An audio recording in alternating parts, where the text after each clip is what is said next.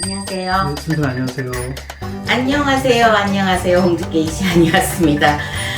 오늘은 요즘에 이렇게 나라가 힘들어질수록 도둑놈이 많고 사기치는 게 많고, 왜냐면 그럴 수밖에 없는 게 먹고 살 길이 힘드니까 자꾸 나쁜 쪽으로 생각이 들거든요. 그래서 사기꾼은 사기의 종말이 옵니다. 그래서 사실은 사기를 치면 안 되는데 돈이 사기를 치고 돈이 또 사람을 죽이기도 하고 이렇기도 합니다. 자, 요즘에 옛날에 전세 대란이 일어났듯이 지금은 전세 대란이 나도 전세 대란이 일어나는 게 아니라 전세가 나와도 선뜻 전세를 하기가 어렵습니다. 확실한 주인이 아니고 대출이 얼마 끼었는지 또 주인이 이 사람인지 저 사람인지 이거 확실하게 띄워보고 이렇게 하고 그다음에 공인증서까지 해야지만 내가 전세를 있고, 또 전세로 있더라도 중간에서 어떻게 날아갈지도 모르는 이런 사태가 벌어지는 게 요즘 세태가 아닌가 생각합니다. 그렇다고 전세로 월세를 살 수도 없는 거고, 전세가 서울에는 천차만별로 굉장히 비싸더라고요. 5억 이상 되는 것도 있고 8억 되는 것도 있고. 그런데 그런 것 자체는 제가 봤을 때 그런 것 자체는 별 위험성이 없을 것 같아. 그런데 예를 들어서 2억이나 3억 막 이런 거 4억, 5억 밑으로는 사기 맞을 가능성이 좀 있는데, 자, 여기서 사기 맞을 수 있는 이 나이들은 보통 무슨 나이가 될 것 같냐면, 제가 봤을 때는 20대도 껴있고요, 40대도 껴있고 50대도 껴있습니다. 그러니까 이 중에서 나이가 이제 20대, 40대, 50대라고 했으니까 40대, 50대가 전세로 갈 수 있고, 20대는 왜 전세로 갈 수 있냐? 부모님들이 조금 잘 사시는 이 자녀를 두신 분들은 이 자녀들이 월세보다 원룸이나 투룸이나 이런 것들로 다 이렇게 전세로 갈 수 있으니까 월세금이 앞으로 나가는 것보다 이게 묶여주기 위해서 전세를 선호하는데, 지금은 전세를 선호하기가 무섭다고 그럽니다. 제가 어젯밤에 뉴스를 봤는데도 시민들이 전세 가기가 너무 무서워요. 사기당할까봐. 네, 맞습니다. 사기당할 수 있습니다. 그러니까 제가 사기당할 수 있는 그런 이사나 부동산에 대해서 적나라하게 나열은 할 수 없지만, 띠를 제가 말씀을 하지 않고 나이로 말하겠습니다. 20대와 40대와 50대가 되겠습니다. 이분들이 만약에 이동수가 있거나 이사수가 있어서 가을에 내가 이사를 간다든지 내년 초봄에 이사를 가실 분들, 미루 만약에 내가 청약을 해가지고 당첨이 됐다거나 이런 거면은 괜찮지만은, 남의 집으로 갈 때는 혹여나 내가 이중 주인에 이렇게 해서 사기를 당할 수가 있으니까 꼭 진짜로 확인 잘 하시고. 근데 사기를 당하는 사람만 당하지 안 당하는 사람들은 안 돼. 이 말은 지금 뭐냐면, 내가 좀 때가 안 좋고 시가 안 좋고 내가 뭐가 이렇게 씌었거나 막 이랬을 때만 사기를 당하는 거지. 근데 사기 당하는 거는 순간이거든요. 그러니까 보통 이런 사람들은 좀 물어봤으면 좋겠어. 그러니까 내가 사기를 당할 수 있는지 없는지, 이쪽 방향으로 이사를 갈 수 있는지 없는지, 혹시 종교가 틀리시더라도 이런 거는 제가 늘 말하지만 꼭 뭐를 하면은 물어보시라고. 근데 사람들은 이렇게 말합니다. 물어봤다고, 가도 된다고, 괜찮다고 했대. 그런데 그 다음에 나쁜 일이 일어난 거야. 그러면 저도 할 말이 없는 거예요. 그러니까 한 군데만 물어보지 말고 한 두세 군데 정도 물어봐가서 두 번째 답이 이렇게 나왔을 때는, 두 가지 이상 정답이 나왔을 때는 그 말이 맞는 거거든요. 자, 요즘에 이사하는 거 꺼려합니다. 돈 많이 들고 비싸고 그다음에 얻기도 힘들고, 그래서 움직이는 양이 적기 때문에 부동산도 좀 한가하다고 봐야 돼요. 아파트값 많이 오르면 뭐예요? 얻는 사람이 없으면 필요가 없는데, 그리고 집값이 많이 오른다고 해서 세금 뗀 데서 사람들이 사기도 꺼려하고. 자, 이런 시대가 왔습니다. 그래서 옛날에는 집 한 채 갖는 게 소원이고, 월세에서 시작해서 전세로 가고 전세에서 집 사고 이런 희망이 없어진 거야. 지금은 그냥 예를 들어서 로또가 당첨되면 그냥 집하고, 내가 청약이 되면 집하고 이러는 거지, 돈이 돈으로 굴러가는 세상이 되다 보니까 이제 집이 나한테 그렇게 큰 중요한 그런 물건이 아니 된 것 같아요. 그래서 어떤 집에서 살든지 내가 편하고 살아가는데 교통이 편하고 내가 직장 생활하는데 편하고 내가 병자면은 또 병원이 많이 있는 곳 이런 것을 선호하게 되는 거지 어떤 동네이든지 상관이 없는 것 같아요. 저 같으면 여기에 이제 버스 노선도 별로 없고 차를 운전하지 못하면은 조금 불편한 거리가 많이 있거든요. 그런데도 이 동네가 산이라는 그 개념으로 한가하고 내가 또 손님들이 찾아오기도 쉽고 내가 또 구타러 가는 이런 것도 편리하다 보니까 여기에서 있게 되는데 이런 데는 뭐 전세를 얻을 때는 모릅니다. 내가 뭐 8억이나 9억이나 이렇게 전세를 얻을 때는 그냥 안전하다고 갑니다. 그런데 이것이 까딱하면 잘못하면은 이중장구가 돼가지고 눈 깜짝할 새에 속을 수가 있는데 이것이 속는 나이가 20대와 40대와 50대라는 거 명심하시고 내가 전세로 가려고 했을 때 이쪽 전세에서 또 안 빠지면 또 골치 아프잖아. 그래서 사람은 편하게 생각하면 내 집을 사는 게 맞고 내 집을 살 때도 사기당할 수가 있으니까 꼭 조심하셔야 됩니다.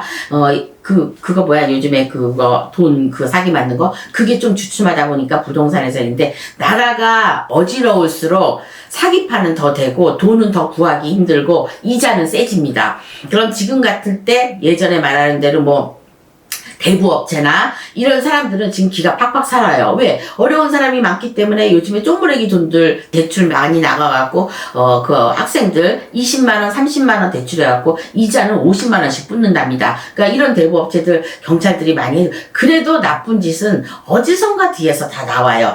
진짜 나쁜 짓은 어떻게 그렇게 머리가 좋은지 그렇게 나오거든요. 근데 살아가면서 사기 맞는 것까지 억울한 게 없습니다. 돈 뜯기는 것까지 억울한 게 없습니다. 왜? 나는 써보지도 못하고 그 이자를 남한테 이자 받기 위해서 그 이자로 산다고 그 돈 줬다가 띠껴버리고 앞으로 남고 뒤로 미치고 사기는 내가 어쩌면 눈 깜짝할 사이에 그 돈을 휘딱 다 날릴 수 있는 게 사기거든요. 그래서 그 경매 받는 데나 이런 데서 이렇게 가서 받아갖고 싸게 돈 있는 사람은 싸게 사거나 이러는데 이것도 좋은 방법이긴 하는데 또 절차가 그 집안에서 사는 사람이 안 나가면 또 그것도 골치고 그래서 힘 없는 사람은 또 이렇게 경매 받아봤자 속 썩는 일이 많고 그러니까 그냥 매매 나오고 이러는 거 그냥 사는 게 낫지 않을까. 저는 좀 단순한 편이거든요. 그래서 그런 거 해야지 전세로 살아가지고 그거 띠낄까 안 띠낄까 이거 걱정하고 그럴 필요가 없잖아. 안 그러면 그냥 월세로 살든가. 예를 들어서 거기에서 돈 띠낀다고 생각은 안 하지만 이 돈을 다른 쪽으로 활용을 하면 되는 거니까 저는 그냥 차라리 골치 아프게 월세를 사거나 아니면 그냥 빌라나 이런 것 쪽으로 꼭 아파트를 선호할 필요가 없이 나중이라는 건 인기는 없는 거예요. 지금 요즘 세상에는. 왜냐면 아파트값이 천지만별로 오른다고 하더라도 그것을 내가 소유하고 내가 그것을 팔았을 때 매덕을 남았을 때나 이득을 취하는 거지 내가 살고 있으면 요즘엔 그렇대요. 유치원에 갔는데 어떤 차를 타고 오느냐에 따라서 대우가 달라진다고 합니다. 그런데 누가 아기들을 낳고 없는 사람은 어떻게 살겠어요. 그래서 너무 빈부 차이가 이렇게 심하다 보니까 중상층이 없어지고 하류층하고 이 상류층만 있다 보니까 중상층의 배려가 없어지고 없는 사람은 없는 대로 기죽어서 살아야 되고 또 있는 사람은 있는 대로 그냥 펑펑 자기 나름대로 쓰게 되니까 이것은 옳지 않다고 봅니다. 제가 옳지 않다고 해서 뭐가 달라지는 건 아니겠지만 어찌됐든 사기 맞는 일이 종종 일어날 수 있고 앞으로 경제가 어려워질수록 대부업체가 커지고 경제력은 없어지고 그 사기꾼들이 난무하고 살인이 난무하고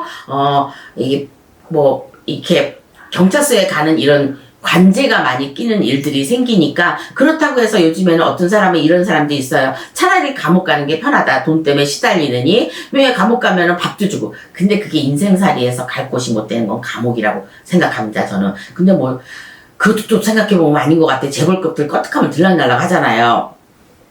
그래서 그건 아닌 것 같고 어쨌든 내가 착하게 살면서 남의 일에 엮이지 않아야 되는데 꼭 사기꾼한테 걸리는 사람은 착한 사람이야. 그러니까 그렇다고 한 번은 제가 이런 기도를 한 적이 있어요. 착하게 안 살게 했으면 좋겠다고 나도 좀 나쁜 역할을 좀 해봤으면 좋겠다. 근데 선천적으로 태어난 이 성격은 사람은 고쳐서 쓸 수가 없다는 말이 딱 맞는 것 같아요.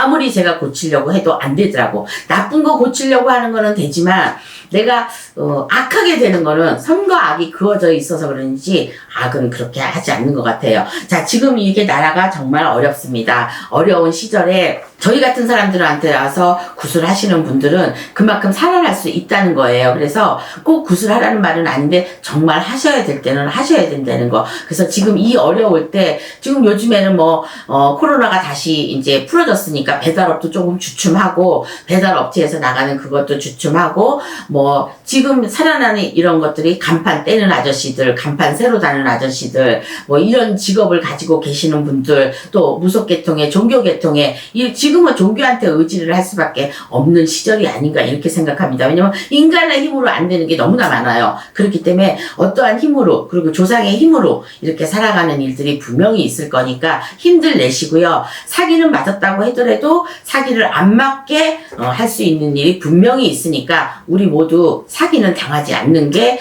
올바른 길이 아닌가. 그리고 사기 당하면 정말 기분 나쁘고 슬럼프에 빠져서 그거에 빠져서 TV에 보면은 그 다단계에 빠져가지고 진짜 늙으신 그런 분들이 막 울고불고 식구들 볼 면목이 없다 그러는데 그건 전 아니라고 봐요. 왜냐면 자기가 좀 더 돈을 벌기 위해서 돈이 꼬박꼬박 나오니까 또 희극의 옛날에 그 사기 맞은 사람들 그런 사람들 한 번 사기 맞으면 일어나기가 힘들어요. 내가 1억을 사기 맞았다, 5천을 사기 맞았다, 2억을 사기 맞았다. 금액은 틀리더라도 내 사기 맞은 거에는 오점이 꼭 드러나져 있습니다. 왜냐면 내가 그만큼 그동안 그 안에 욕심을 부렸거나 내가 어떠한 그런 과부한 생각을 했으니까 이런 사기를 당하는 거거든요. 근데 절대로 욕심 부리지 않고 이런 일에 휘말리지 않으려면 욕심내지 않고 남의 것을 탓하지 않고 그냥 어떻게 보면 이런 사람은 공무원 스타일이 좀 사기를 안 당하는 것 같아.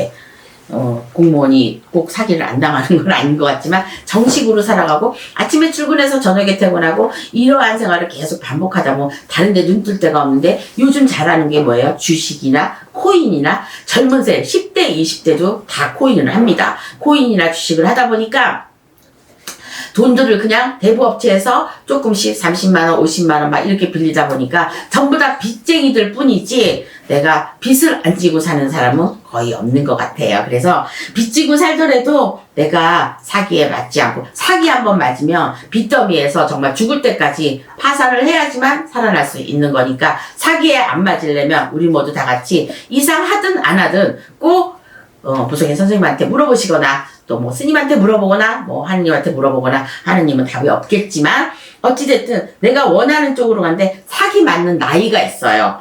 이게 무슨 나이냐면 아홉수나 내가 성주운이 들었을 때나 사자가 들어갔을 때나 이때 또한 삼재가 들었다거나 이랬을 때는 사기 맞을 일이 분명히 돈 나갈 일이 있습니다. 그러니까 이럴 때는 꼭 돌다리도 두들겨 보고 가시면 사기에서 벗어나지 않을까 이렇게 생각합니다. 지금까지 홍두깨 이시안이었습니다. 다음에 뵙겠습니다. 감사합니다. 수고하셨습니다.